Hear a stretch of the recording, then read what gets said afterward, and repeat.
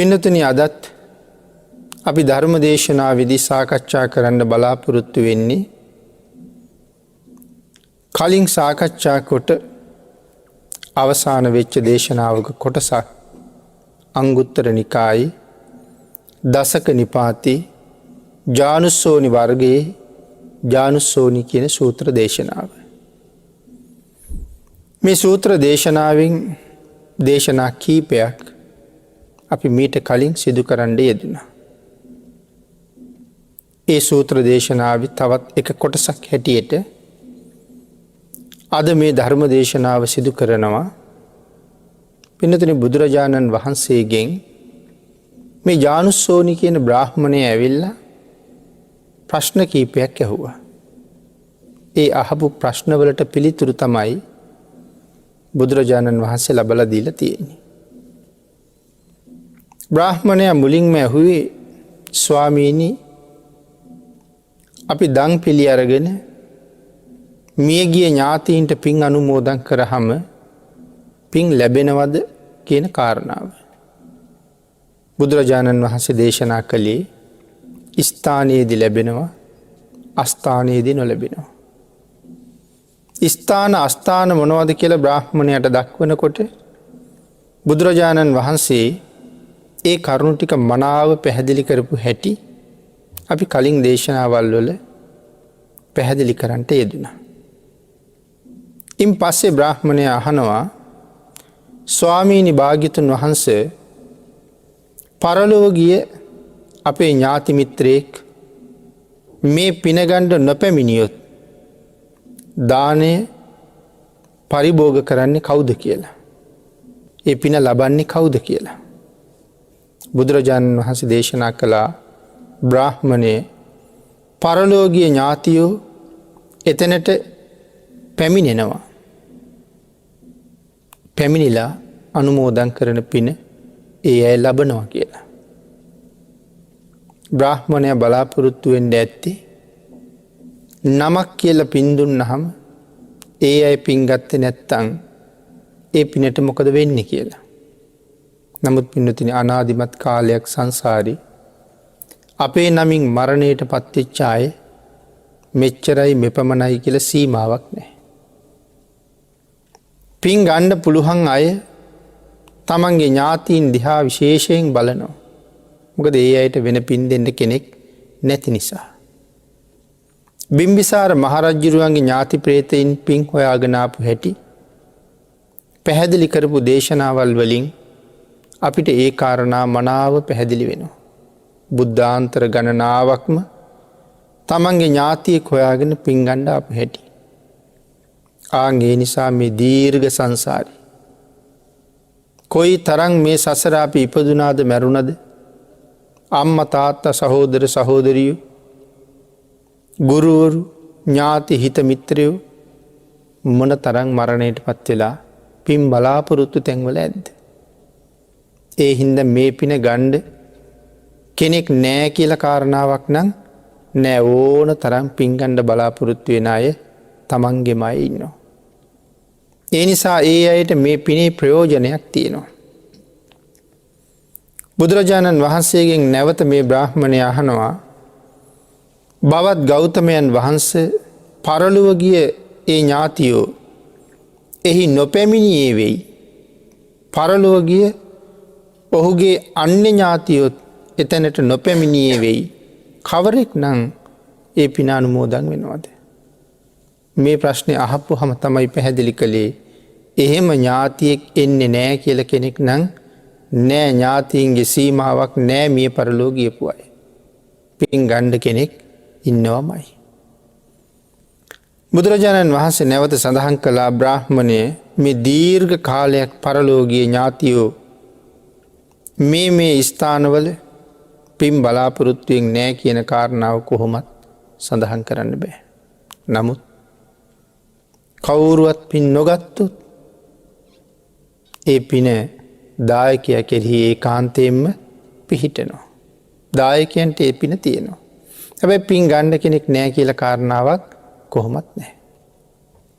නැවත බ්‍රාහ්මණය අහනවා බවත් ගෞතමයන් වහන්සේ අස්ථානයෙහි පරිකල්පය වදාරනවද? මේ බ්‍රාහ්මණය අහන්නේ ස්වාමීනි දැන් ස්ථාන අස්ථාන පිළිබඳව කරුණු දක්වහම අස්ථානයේදී කුමක් වෙයිද? බුදුරජාණන් වහන්සේ කරුණු පැහැදිලි කළා. බ්‍රාහ්මණය මම අස්ථානයෙහි දාන ඵලයේ පරිකල්පය වදාරමි. බ්‍රාහ්මණය මේ ලෝකේ ඇතැම් කෙනෙක් දස අකුසල් කරනවා නම් කයින් කරන වැරදි 3ක්, වචනයෙන් කරන වැරදි 4ක්, හිතින් කරන වැරදි 3ක්. එතකොට කාරණා 10ක්. මේ දස අකුසල් පනිවා කරන සුළු වෙයිද? අයිනාදන් කරන සුළු වෙයිද? කාමෙහි මිසහර ඇතියේ වෙයිද? මුසවා බනන සුළු වෙයිද? පිසුණු බස් ඇතියේ වෙයිද? පරොස් බස් ඇතියේ වෙයිද? සම්පප්‍රලාප ඇතියේ වෙයිද? අවිද්‍යා බහුල කොට ඇතියේ වෙයිද? ව්‍යාපාද පැමිණි සිතැත්තේ වෙයිද? මිසදිටු ඇතියේ වෙයිද? ශ්‍රමණයෙකුට හෝ වේවා බ්‍රාහ්මණයෙකුට හෝ වේවා ආහාර පාන යාන මාලා ගන්ධ විලේපන ආවාස ප්‍රදීප උපකරණ මේ ආදී නොයෙක් දේවල් පූජා කරලා සඳහන් කළා කාබුන් මරණින් මතු ඇතුන්ගේ සහවාසයට එළඹෙයි. එහි අන්න පාන මාලා නානා ලංකාර ලබන සුළු වෙයි. පින්නතින් මේ දානයාගේ හැබෑ ස්වභාවය. දන් දෙනවනං දන්දිය යුත්තේ සිල්වත් කෙනෙක් විදිහට. අපි කලින් ඉඳලා දේශනාවල් වල අහලා තියෙනවා දන්නවා සීලය තමයි කෙනෙක් මැරුණට පස්සේ නැවත උපදින්නේ කොතනද කියන සාධකය තීරණය කරන්නේ. ධර්ම දේශනා කරන, ධර්ම ශ්‍රවණය කරන මේ ලෝකේ ජීවත් වෙන හැම සත්වයෙක්ම මැරුණගෙන් පස්සේ නැවත උපදින තැන තීරණය කරන්නේ සීලය. සීලයක් නැත්තම් සතර අපායේ කොහේ හරි උපදින්න වෙනවා. සිල් ඇත්නම් සුගතියක උප්පත්තිය ලබන්න වාසනාව තියෙනවා. හැම කෙනෙක්ම මේ කාරණාව සසරට බයයි නම් විශේෂයෙන් මතක තබා ගත යුතු කාරණාවක්. මරණය කවදා සිද්ධ වෙයිද? කොතන සිද්ධ වෙයිද? කොහොම සිද්ධ වෙයිද කියන කාරණාව අපි දන්නේ. හෙටට අනිද්දාට මාසයකට අවුරුද්දකට සිල් ගුණ පුරණ එක කල් තිබ්බට අපි ඊට කලින් මැරෙන්න පුළුවන්.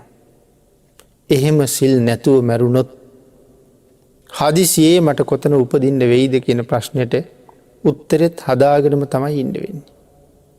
ඒ හින්දා මේ සීලය උපදින තැන තීරණය කරනවා. ඊළඟට පින්නතුනේ දාණය ඉපදුනාට පස්සේ ලැබෙන්නේ මොනවද කියන කාරණාව තීරණය කරනවා. ඒ කාරණාව තමයි භාග්‍යතුන් වහන්සේ මේ දේශනා කරන්නේ. මුලින් දේශනා කළා මියගිය අයට කොහොමද පින් ලැබෙන්නේ? කොහොම අයට කොතන ඉන්න අයටද පින් ලැබෙන්නේ? ස්ථාන අස්ථාන දෙක මනවින් දක්වලා දැන් සඳහන් කරන්නේ දන් දෙන දායකයා ගැන. යම් පුද්ගලයෙක් දානයක් දෙනවා නම් නමුත් ඒ පුද්ගලයා දස අකුසලයෙන් යුක්තයි නම් ඔහුට උපදින තැන බොහෝ වෙලාවට තීරණය වෙන්නේ තිරිසන් ලෝකේ. සාමාන්‍ය දන් නෙමේ ලක්ෂ ගණන් කෝටි ගණන් වියදම් කරලා මහ දන් දෙනවා. නමුත් දස අකුසලයෙන් යුක්තයි. කාය සංවරය නැහැ, වාක් සංවරය නැහැ, මනෝ සංවරය නැහැ. ඒ දස අකුසලයෙන් යුක්ත නිසා සඳහන් කළා ඇතුන්ගේ සහවාසයට එළඹෙයි. මැරිලා තිරිසන් ලෝකේ කොහාටද යනවා කීවි? ඇත්තු වෙලා ඉපදෙනවා. ඇත්තු වෙලා ඉපදුනහම හොඳට ආහාර ලැබෙනවා. හොඳට පාන වර්ග ලැබෙනවා. මාලා නානාලංකාර ලබන සුළු වෙයි. අපි මෙතන ඇත්තු කියල කීවට අපි ඔය කැලෑවේ දකින ඇත්තු ගැන නෙමෙයි මේ කතා කරන්නේ. රජ්ජුරුවන්ගේ මංගල හස්තීන් වාගේයි. කොහොම හිටිය කියල සඳහන් කරනවද සමහර තැන්වල. රජ්ජුරුවන්ගේ මංගල හස්තිය. ඒ මංගල හස්තියා වෙනුවෙන් බිමට පාවා ඩෙලලා. විශේෂ කුටියක ඇත් ගාලේ විශේෂ තැනක බිම හොඳට සකස් කරලයි තියෙන්නේ. සඳහන් කරනවා උඩින් උඩුවියන් බැඳල තිබුණේ සුවඳ මල්වලින් කියලා. මල්වලින් වියම් බැඳල තියෙන්නේ. ඊළඟට මෙතන සඳහන් කරනවා ආහාර පානවල කිසිම අඩුවක් කිසිම හිගයක් නෑ. ඉතාම ප්‍රනීත පළතුරුවාගේ දේවල් ආහාරයට හම්බෙනවා. සමහර කෙනෙක් පොල් කඳන් තල් කඳන් කිතුල් කඳන් උලා කනකොට මේ අයට බොහොම ප්‍රනීත පළතුරු ජාති හම්බ වෙනවා. බොහොම වටිනා ආහාර හම්බ වෙනවා. පිරිසිදු පාන වර්ග හම්බ වෙනවා. කැමති විදිහට හම්බ වෙනවා. ඊළඟට සඳහන් කළා මාලා නානා ලංකාර නොයෙක් අලංකාරයන්ගෙන් සැරසෙනවා. පිටතින හිතල බලන්නකු. ඇතෙකුට ඇඳුමක් මහන්ඩ ගියහම. අපේ ඇඳුමක් වගේද සමහර ලක්ෂ ගානක් වෙනවා ඇඳුම මහල ඉවර වෙනකොට. හිරුවෙලිය වැටෙනකොට දිලිසෙන්ඩ. විදුලි එළිය පහන් එළිය වැටෙනකොට දිලිසෙන්ඩ. ඉතාම වටින වස්ත්‍ර සතාගේ ඇඟට උණුසුම නොදැනෙන වස්ත්‍ර ශරීරයට අපහසුවක් නැතුව ඒ වස්ත්‍ර සකස් කරනවා සමහර වෙලාවට. වස්ත්‍ර පිළිබඳව කතා කරහම අපි අඳින වස්ත්‍රයකත් ඒ තරම් ලොකු සුවයක් නෑ සමහර වස්ත්‍රවල. ඉතාම මිලෙන් අධික එහෙම වස්ත්‍ර තියෙනවා. දැන් සාමාන්‍යයෙන් අපි අඳින වස්ත්‍රවල තියෙනවා හොඳ පිටක් සහ කන පිටක් කියලා දෙපැත්තක්. අපි හැම වෙලාවෙම මේ කන පිට කියන පැත්ත ඇතුළට අඳිනවා. හැබැයි අර පිටට පේන මතු පිට තියෙන මෘදු සුමුදු බව ඇතුළට නෑ. ඒ කියන්නේ බලන කෙනාට ලස්සනට තියෙනවා දරාපු කෙනාට කයට ඒ තරම් ලොකු පහසුවක් ඒ වස්ත්‍රේ නෑ. නමුත් මේ හස්තීන්ට ඇතුළ පිට දෙකම ඉතාම හොඳ පහසු වස්ත්‍ර තමයි බොහෝ වෙලාවට සකසලා තියෙන්නේ. දලවලට රත්තරන් කොපු යොදලා බෙල්ලට සුවඳ මල්මාල දාලා තවත් නොයෙක් ආකාරයෙන් අලංකාර කරලා බොහොම සැපසේ හැදෙන වැඩෙන පවතින ජීවිතයක් තියෙන ඇත්තු වෙලා ඉපදෙනවා කියලා දේශනා කළා. ඒ කොහොම දන් දීපු අයද ඉතාම උසස් විදිහට ලක්ෂ ගණන් කෝටි ගණන් වියදම් කරලා මනාව දන් දීලා තියෙනවා. නමුත් තිරිසන් ලෝකෙට ගියේ මොන හේතුව හින්දාද? දානය සම්පූර්ණ කරනවා සීලය සම්පූර්ණ නැහැ. එහෙනම් සිල් නැතුව දන් දීමේ එක ප්‍රතිඵලයක් හැටියට මේක සඳහන් කළා. ඊළඟට බුදුරජාණන් වහන්සේ නැවත සඳහන් කළා බ්‍රාහ්මණය මේ ලෝකේ යම් කෙනෙක් දස අකුසලයෙන් යුක්ත නම් මුලින් සඳහන් කළා වගේම කයෙන් වචනයෙන් සිතෙන් අකුසල් රැස් කරනවා නම් එහෙම අකුසල් කර කර ඉන්න ඔහු මරණින් මතු හස්තීන්ගේ සහවාසයට එළඹෙයි. යම් කරුණකින් මහණෙකුට වෙයි බමුණෙකුට වෙයි අන්න පාන වස්ත්‍ර යානා මාලා ගන්ධ විලේපන ආදී මේ දස දාන වස්තුවෙන් සංග්‍රහ කරලා නොඑක් ආකාරයේ පුද පූජාවල් කරලා මරණින් පස්සේ නානා අලංකාර ලබන සුළු වෙයි. ආයතනයක් සඳහන් කරනවා හස්තීන්ගේ සහවාසයට එළඹෙනවා. මනාව සැප සම්පත් භුක්ති විඳිනවා. එහි කිසිම අඩුවක් නෑ. දානයාගේ ඵලය මෙසේ අඩුයි හිගයි බාලයි කියලා කියන කාරණාවක් නෑ. එතකොට දානය කියන ධර්මතාවේ සිල් ඇතුව සම්පූර්ණ කළත් සිල් නැතුව සම්පූර්ණ කළත් පාඩුවක් නං වෙලා නෑ. දානය නිසා පාඩුවක් වෙලා නෑ. තිරිසං වෙලා ඉපදුනත් හොඳට ආහාර පාන ආදී අවශ්‍ය සියල්ල සම්පූර්ණයි.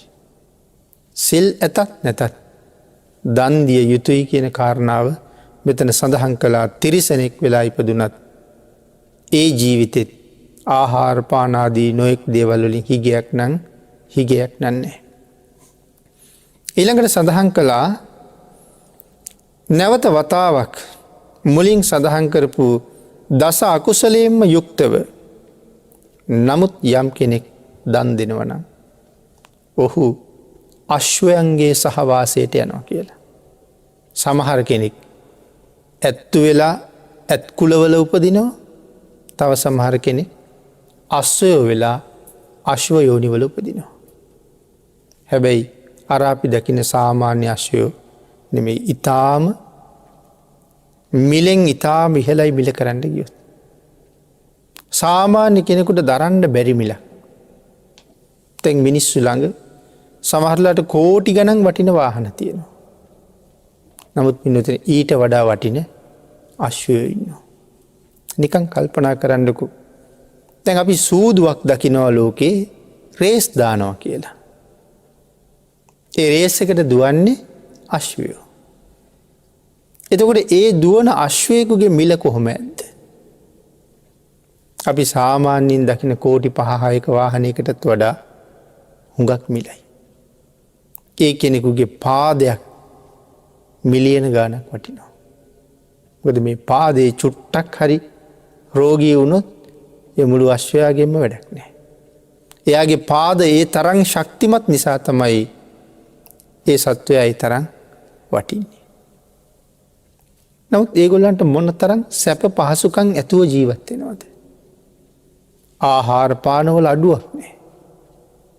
බේත් හේත් වල අඩුවක් නෑ. වෛද්‍ය පරීක්ෂණවල නිමක් නෑ. හැම වෙලාවෙම මේ කාරණාවට යෝග්‍යයිද මේ සත්වයා? සුදුසුයිද මේ සත්වයා? අද මේ රේස් එකට යොදන්න ගැලපෙනවද මේ සත්වයා? මේ සියලුම පරීක්ෂණ ටික හැම වෙලාවෙම කරනවා. ඇඟ ඇතුලේ රෝග නිදහන තියෙනවද? තාම මතුවෙලා නැහැ. නමුත් අනාගතයේ මතුවෙන්න නිදහනයක් තියෙනවා නම් රෝග නිදහනයක්. ඒක එතනම විනාශ කරලා දානවා. මොකද ඒ තරම්ම සතා වටින නිසා. වායු සමීකරණය කරපු කාමරවල තමයි ඒ අය ජීවත් වෙන්නේ. නාවන්ඩ එක්කෙනෙක් ආහාර දෙනකොට ආහාර පරීක්ෂාවට භාජනය කරලා මේ අදට යෝග්‍ය ආහාර. ඊයේ දුන්නේ මේ ආහාර අදට යෝග්‍යයි මේ ආහාර. මේ ආහාරවල ප්‍රමාණය අඩු විය යුතුයි. මේ ආහාරවල ප්‍රමාණය වැඩි විය යුතුයි. ඒ විදිහට ආහාර පාන බේත් හේත් තවත් නොයෙක් ආකාරයේ සුවදායක පරිසරවල ජීවත් වෙනවා. නමුත් මොනවා නිසාද? දන් දීලා. ආන්ගේ දානයාගේ ඵලයක් හැටියටයි ඒ තරම් සැපයක් භුක්ති විඳින්නේ. මොන තරම් සැපයක් භුක්ති විඳත් ජීවිතේ තිරිසන්. හේතුව සිල් නොතිබුණ නිසා. ඒ ජීවිතේ කවදාවත් පින් කරන්න අවස්ථාව ලැබුණද? සිල් රකින්න අවස්ථාව ලැබුණද? එහෙනම් ආයෙත් සුගතිගාමී ජීවිතයක් තියෙයිද? මේ ජීවිතය අශ්වයෙක්. ඊළඟට මැරිලා ගිහිල්ලා වෙනත් තිරිසන් සතෙක් වෙලා ඉපදිච්චහම ප්‍රාණඝාත බොහෝ කරන තිරිසන් ඉන්නවා. කොයි තිරිසනත් ප්‍රාණඝාත කරනවා. නමුත් ඊටාම වැඩියෙන් ප්‍රාණඝාත කරන තිරිසන්නුත් ඉන්නවා. රිලෙවෙක් වඳුරෙක් වුණත් සමහර වෙලාවට අපි හිතන්නේ ගහක තියෙන ගෙඩියක් දැල්ලක් කාලා බොහොම අහිංසක විදිහට ජීවත් වෙන අය කියලා. ප්‍රාණඝාත කරන්නෙම නැහැ කියලා. ඒ වුණාට තමන්ගේ ඇඟේ ඉන්න මැක්කෙක්වත් අතාරින්නේ නැහැ. කහලා තෝරලා බේරලා අරගෙන කටේ තියලා හපන එක තමයි කරන්නේ. එහෙමනම් ප්‍රාණඝාතයෙන් වැළකීලා නැහැ. ඒ නිසා තිරිසන් අපායට වැටුනොත් ඒක ඊටාම දුක් සහගතයි. එයින් නිදහස් වෙනවා කියන එක පරම දුක්ඛිත තත්ත්වයක්. සරියුත් මහරහතන් වහන්සේ එක බ්‍රාහ්මණයෙකුගෙන් අහපුවාම බ්‍රාහ්මණේ මරණයෙන් පස්සේ නිරයට ගිහිල්ලා උපදින්න කැමතිද? එහෙම නැත්නම් තිරිසන් ලෝකේ උපදින්න කැමතිද?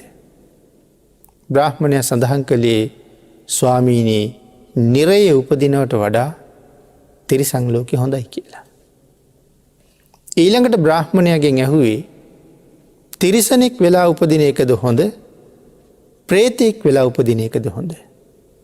ස්වාමීනි භාග්‍යතුන් වහන්සේ තිරිසනෙක් වෙනවට වඩා ප්‍රේතෙක් වෙන එක හොඳයි කිව්වා. ඒ තිරිසනෙක් වෙනවට වඩා ප්‍රේතෙක් වෙන එක හොඳ? පින්නතුනි අපි පින් දුන්නාම කවදාවත් තිරිසන්නුන්ට පින් ගන්න බෑ. මේ සූත්‍රයේ මුල් කොටසේ අපි ඒ ගැන සාකච්ඡා කළා. නමුත් පින් ගන්න පුළුවන් ස්ථානයක් තියෙනවා නම් තියෙන්නේ මේ ප්‍රේතයන් අතරයි. ප්‍රේතයෙකුට පින් ගන්න හරි පුළුවන් තිරිසනෙකුට එහෙමවත් බෑ. එහෙනම් දැන් මේ තරම් සැප වින්දත් ඇත්තු වෙලත් අස්සයෝ වෙලත් ඉන්නේ තිරිසන් ලෝකේ.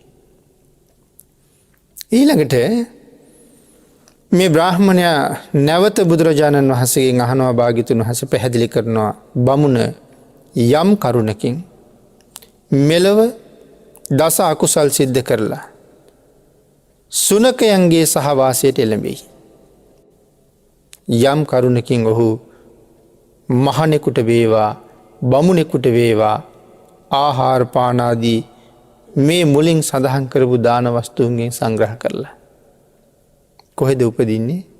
සුනකයන්ගේ සහවාසයට යනවා. තවත් සමහර අය කොටසක් ඇත්තුන්ගේ සහවාසයට ගියා, කොටසක් අශ්වයන්ගේ සහවාසයට ගියා, සමහරු සුනකයන්ගේ සහවාසයට යනවා. සුනකයෝ වෙලා ඉපදෙනවා. දැන් අපි සුනකයෝ ගැන සඳහන් කරාම මානේන මක්කටෝ හෝති අතිමානේන කුක්කුටෝ. මානය තියෙන අය වඳුරෝ වෙලා ඉපදෙනවා. දැඩි මානයක් තියෙන අය සුනකයෝ වෙලා ඉපදෙනවා. අතිමානේන කුක්කුටෝ. එතකොට සුනක ලෝකේ ඉපදෙන්න ඒක එක හේතුවක්. අපි අපූර්ව කාරණාවක් පැහැදිලි කළා මේ දේශනා මාලාවේ මුලින්. නැවත වතාවක් සිහිපත් කළොත් මේ කාරණාවට ආපු නිසා සුනීද සහ වත්සකාර කියලා බ්‍රාහ්මණයෝ දෙන්නෙක් හිටියා. මේ දෙන්නම බොහෝම හොඳට දන් දෙන අය. එක දවසක් මහා කච්චායන මහරහතන් වහන්සේ ගිජ්ජකූට පර්වතයෙන් බැහැගෙන එනවා. පහළට වඩිනවා දැකපු වත්සකාර කියන බමුණා සඳහන් කළා හරියට නිකන් කුදු වෙච්ච වඳුරෙක් බහිනවා වගේ කියලා. කාටද මේ කීවේ? සතර මහා තෙරවරුන්ගෙන් එක්කෙනෙක් වුණ මහා කච්චායන මහරහතන් වහන්සේට. ගුණයේ සීමාව මෙපමණයි කියලා කියන්න බැරි තරම්. බැරි තරම් නෙමෙයි අපිට සීමාවක් දක්වන්නම බෑ. අර සෝරෙය්‍ය කියන බමුණා උන්වහන්සේ පිළිබඳව රාගසිතක් උපදව ගත්ත ගමන් බ්‍රාහ්මණයට මොකද වුනේ? ස්ත්‍රියක් වුණා. එතකොට ඒ සිතුවිලි මාත්‍රයෙන් ඒ තරම් පරිවර්තනයක් වෙන්න මොන තරම් සීලාදී තේජසක් තිබුණද? බුදුරජාණන් වහන්සේ ළඟට කාරණාව සැලවුණා මහා කච්චායනයන් වහන්සේට වඳුරෙක් වගේ කිව්වා කියලා. බුදුරජාණන් වහන්සේ සඳහන් කළා වත්සකාර ගිහිල්ලා කච්චායනයන් වහන්සේගෙන් සමාව ඉල්ලුවේ නැත්තම් වචනෙට ඔහුටත් වඳුරෙක් වෙලාම ඉපදෙන්න වෙනවා කියලා. නමුත් පුදුම මාන්නක්කාරයි. ආන්ගේ හින්දා සමාව ඉල්ලුවේ නැහැ. හැබැයි අපිට වඩා වත්සකාර හොඳයි කියලා හිතෙනවා. බුදුරජාණන් වහන්සේ යම් වචනයක් දේශනා කළොත් එය වෙනවමයි කියන කාරණාව පිළිබඳව වත්සකාරට පූර්ණ විශ්වාසයක් තියෙනවා. මෙය කළොත් මෙහෙම වෙනවා කියලා බුදුරජාණන් වහන්සේ දේශනා කළා නම් එහි කිසි වෙනසක් නෑ කියන එක වත්සකාර හොද්දටම දන්නවා. එවනට අපි සමහරලාට එහෙම හිතන්නේ නෑ. ප්‍රාණ ගහත කරන්න එපා නිරයට යනවා කියලා බුදුරජාණන් වහන්සේ දේශනා කරලා තියෙනකොට මේ තරම් පළවෙනි ශික්ෂාපදයේ උල්ලංඝනය කරන අය කොයි තරම් ඉන්නවද බෞද්ධයෝ අතර. අන්න අය ගැන කතා කරන්න අවශ්‍ය නෑනේ. බුදුරජාණන් වහන්සේගේ සිව්වනක් පිරිසේ යයි කියා ගන්න අය අතර ප්‍රාණඝාත කරන අයගේ සීමාවක් නෑ. එහෙනම් ඒ වචනේ අපි විශ්වාස කරන්නේ නැති එක.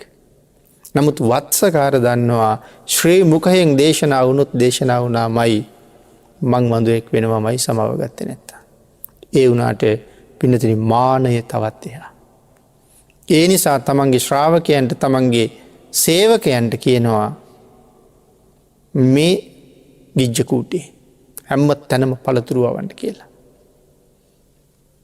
හැම තැනම පළතුරු අවල ආරක්ෂාවට හමුදාව යොදනවා. කාටවත් පළතුරු කඩන්න දෙන්නේ. ඇයි මම මැරිලා වඳුරෙක් වෙනවා. මට කණ්ඩ තමයි මේ පළතුරු අවන්නේ. බලන්න මානය කොච්චරද කියලා. මානේන මක්කට හෝති. මානක්කාරයා වඳුරෙක් වෙලා ඉපදෙනවා. ඊටත් වඩා දැඩි මානයෙන් යුක්තන සුනකය වෙලා ඉපදෙනවා. එතකොට මේ සඳහන් කරන්නේ එහෙම සුනකයෝ ගැන නෙමෙයි. මොකද එහෙම සුනකයෝ ඕන තරම් ඉන්නවා. ඔය පාරවල් වල අපි යනකොට ඕන තරම් ඉන්නවා. හැබැයි මානයේ තියෙන බව තවත් පේනවද කොහෙද? බලන්නකො සමහරලාට අපි යනකොට ඔය ප්‍රධාන පාරවල් වල ඕන තරම් සුනකයෝ නිදි.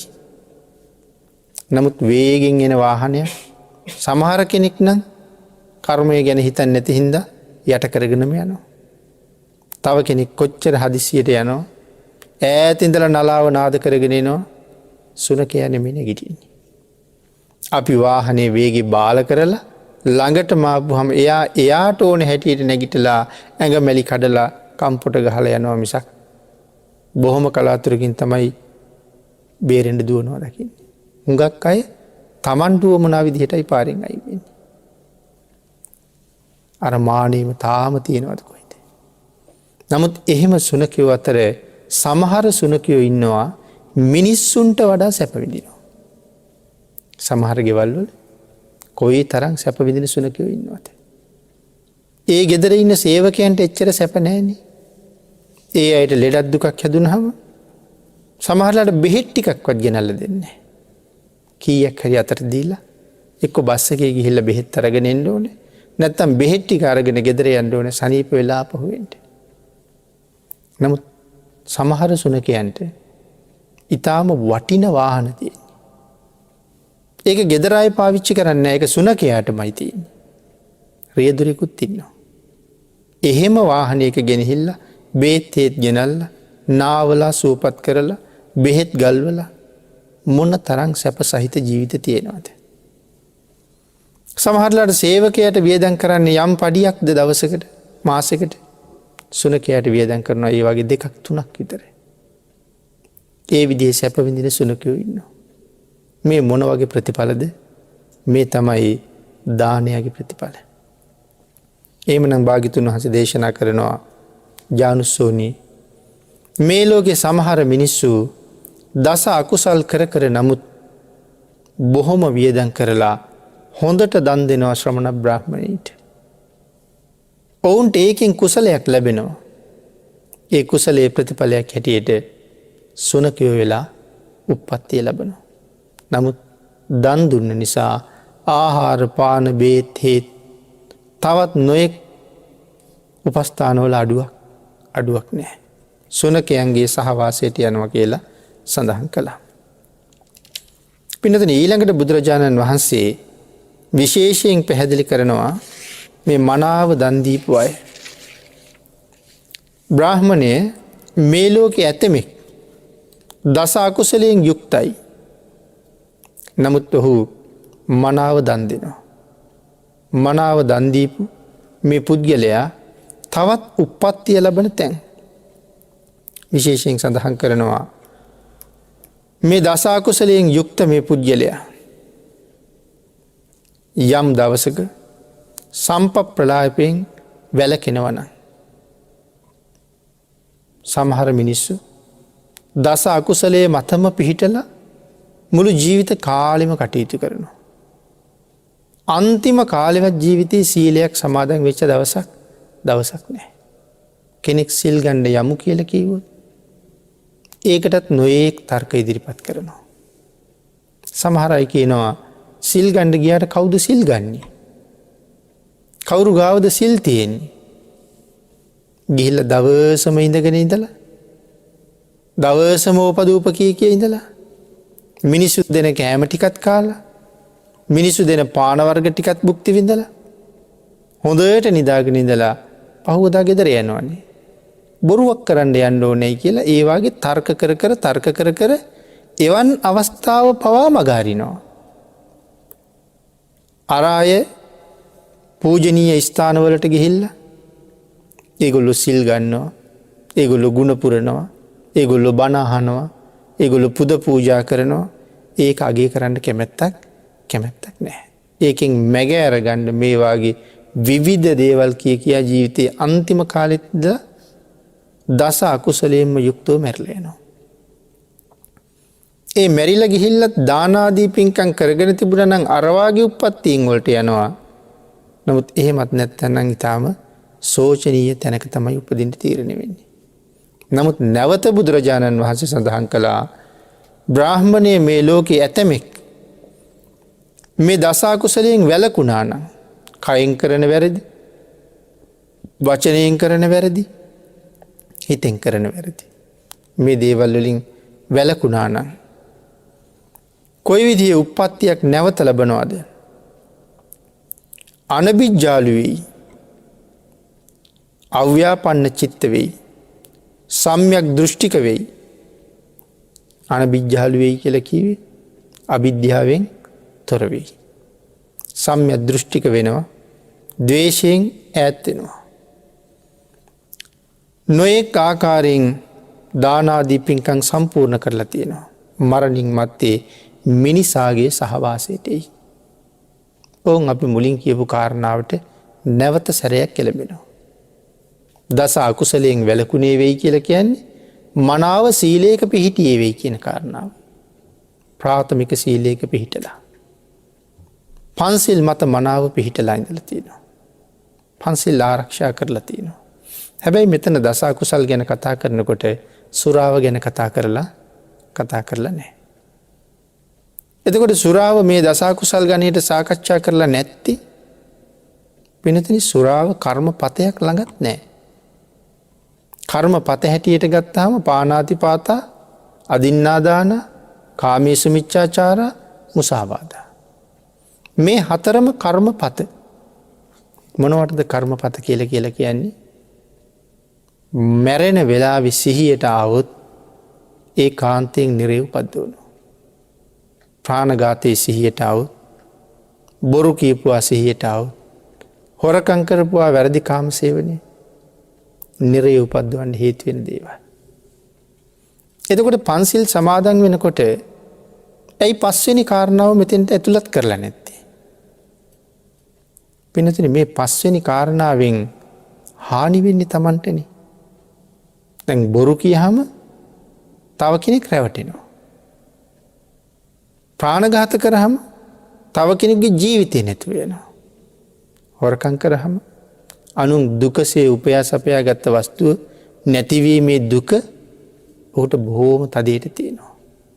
අනුන්ගේ කාමවස්තු තව කෙනෙක් අයථා විදිහට පරිහරණය කරනවා කියලා දැනගත්තාම ලොකු ප්‍රඥාවක් තිබෙන්නේ නැත්නම් ඒ පුද්ගලයා පව් ගොඩක් කරගන්නවා.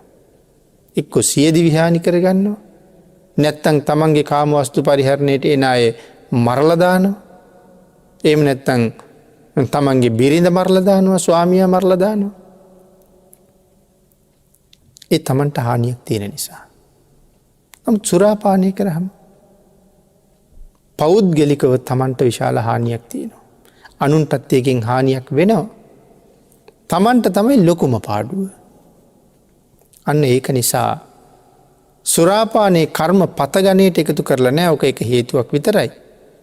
හැබැයි මේ සිල්පදේ හඳුන්වන්නේ මහ සිල්පදේ කියලා.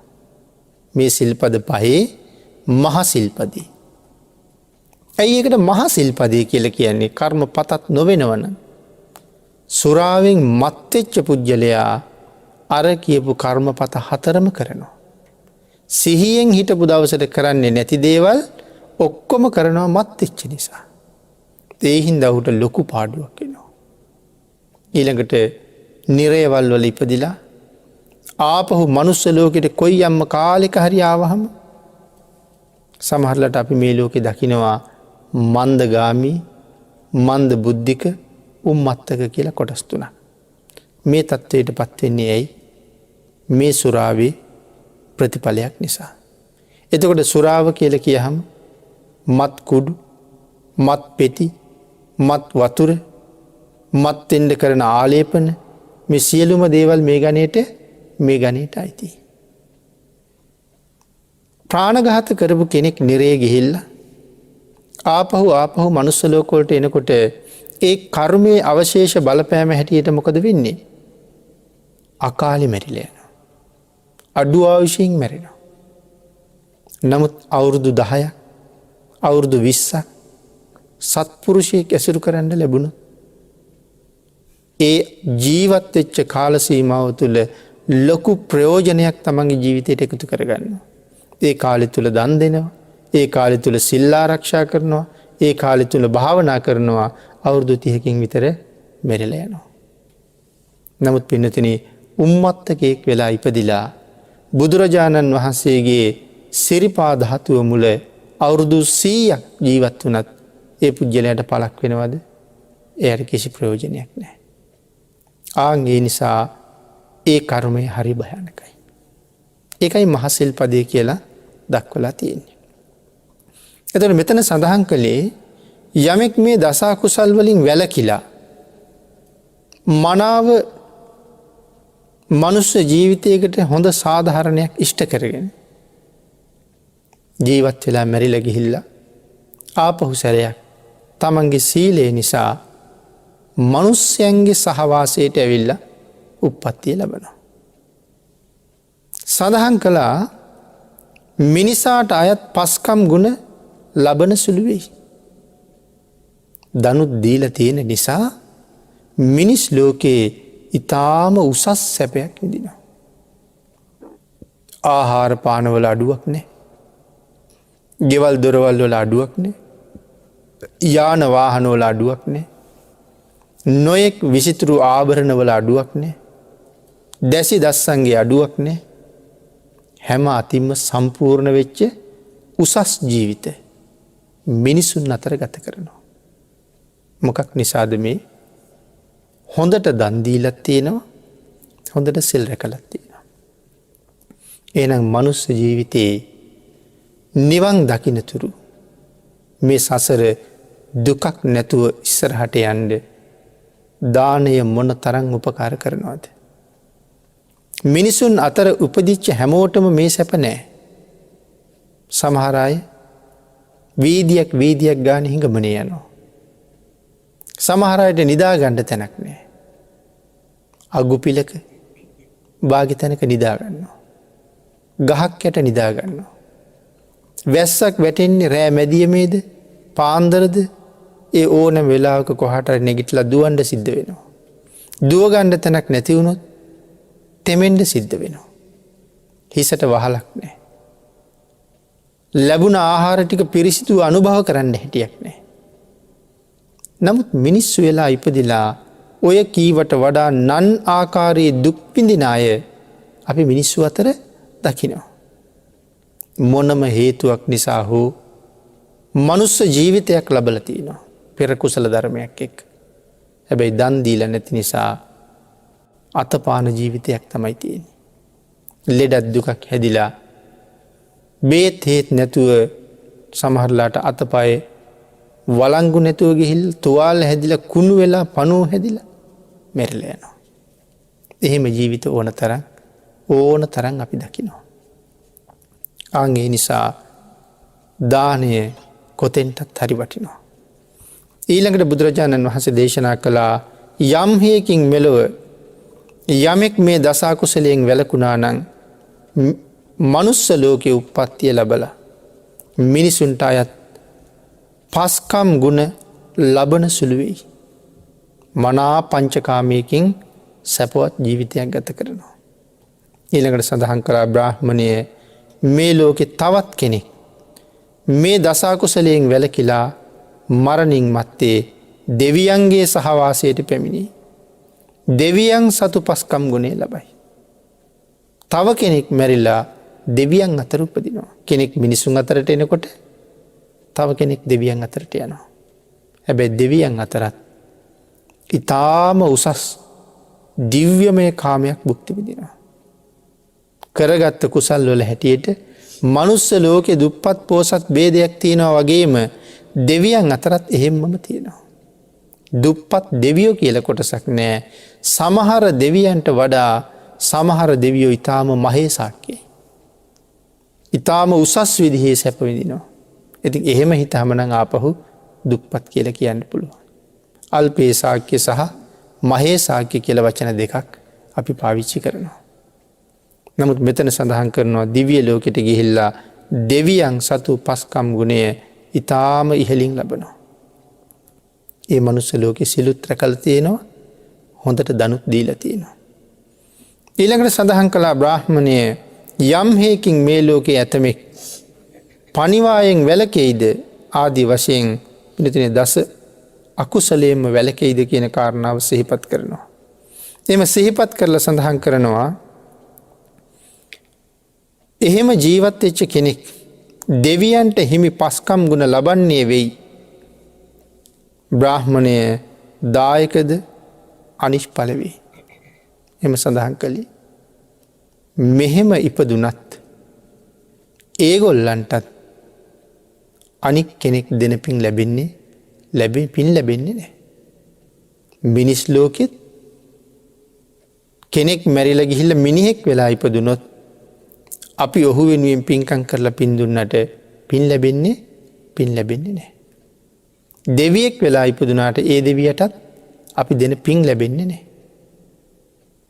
එහෙමනම් ඒ මනුස්ස ලෝකෙත් දිව්‍ය ලෝකෙත් අස්ථාන හැටියටම තමයි දක්වලා තියෙන්නේ. හේතුව ලැබෙන්නේ නැති මුල් දේශනාව අපි පැහැදිලි කළා බලාපොරොත්තු නැති නිසා. මගේ නෑදෑයෝ පින් දෙනවා ඇති. එහෙම බලාපොරොත්තුවක් නැහැ. සමහර වෙලාවට මේ බණ අහන ඔබේ ළඟ අසල්වැසි ගෙදරක වේවා ඔබේම නිවසේ වේවා. ඔබේම නමින් අවුරුදු 30-40කට කලින් මරණයට පත්වෙච්ච කිරි අම්මා වෙනුවෙන් කරන පින්කමට බොහෝම වෙහෙසිලා මහන්සි වෙලා උදව් කරනවා වියදම් කරනවා යෙදෙනවා. සමහරලාට ඒ අවුරුදු 30-40කට කලින් මැරුණ කිරි අම්මා ඔබම වෙන්න පුළුවන්. ඒ ගෙදරම ඉපදිලා.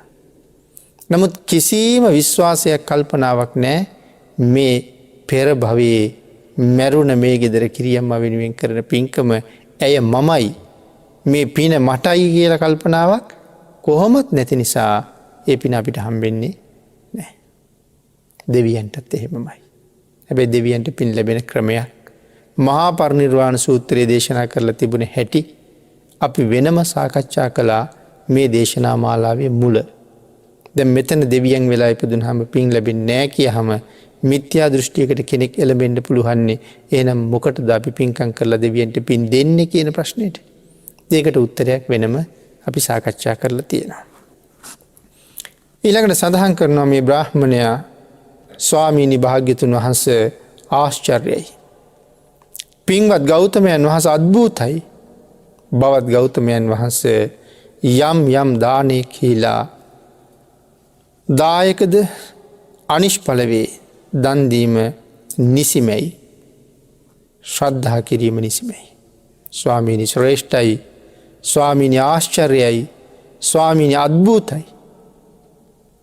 සිල් ඇතුවත් සිල් නැතුවත් දන් දෙන එක මේ ලෝකේ ශ්‍රේෂ්ඨමයි. එහෙම දන් දීලා සිල් නැතත් තිරිසන් වෙලා ඉපදුනත් ආහාර පාන ආදී සැපේ අඩුවක් නෑ. බ්‍රාහ්මණයා බොහොම පැහැදෙනවා බුදුරජාණන් වහන්සේ පිළිබඳව. ශ්‍රද්ධාව අත්‍යවශ්‍යමයි ස්වාමීනි. ශ්‍රද්ධාව නිසිමයි. පින්නතුනි මේ ශාසනයේ ශ්‍රද්ධාවෙන් තොරව කිසි කටයුත්තක් සම්පූර්ණ කරන්න බැරුව යනවා. යමෙක් තාමත් පන්සිල් රකින්න නැත්තං ඒ මොනව නැති හින්දද? ශ්‍රද්ධාව නැති නිසයි. බ්‍රාහ්මණය මේ කරුණේ සේමයි. බ්‍රාහ්මණය මේ කරුණේ සේමයි. බ්‍රාහ්මණය දායකයා අනිෂ්ඵලම වී. බවත් ගෞතමයන් වහන්සේ ඉතාමත්ම මැනවි. බවත් ගෞතමයන් වහන්සේ අද පටන් මාදිව හිමියෙන් භාග්‍යතුන් වහන්සේ සරණගිය උපාසකයෙක්සේ සලකන සේක්වා කෙල ඉල්ලීමක් කළා. ජානුස්සෝනි බ්‍රාහ්මණය මිත්‍යා දෘෂ්ටිකයි. මිත්‍යා දෘෂ්ටියත් අරගනයි බුදුරජාණන් වහන්සේ ළඟට එන්නේ. නමුත් එදා සඳහන් කළා ස්වාමිනි අද පටන් මම ඔබ වහන්සේගේ උපාසකයෙක් ශ්‍රාවකයෙක්. පින්නතුනි ජානුස්සෝනි දේශනාව මෙතනින් නිමාවට පත්වෙනවා. අපට ධර්ම දේශනාවට තියෙන කාලය නිමාවට පත්වෙලයි තියෙන්නේ.